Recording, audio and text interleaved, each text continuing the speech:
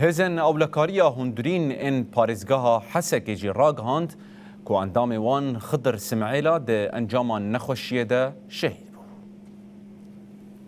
ئاسایشێ دیار کرد کو ئەندامێ وان خضر سمعێلا نمونەیە دسپلین و بەرپرسیارتیە بوو و یەک ji kesên destpêkê ku teblî rêwîtiya şoreşgerî û niştîmanî bû.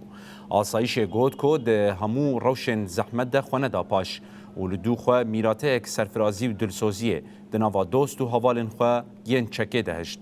Erwekî destnîşan kir ku tevî koçberiyê û şert û mercên zehmet jî dev ji pêkanîna erka xwe berneda û pir numûneyên wî yên fedekariya di ber gel û welatê xwe de hene. Asayişê sersaxî ji malbatê re xwest û soz da ku wê riya têkoşînê dewam bikin heta ku ewlehî û aştiyê ji gelê xwe re pêk bînin. Li gor daxuyaniyê nasnameya şehîd wiha ye.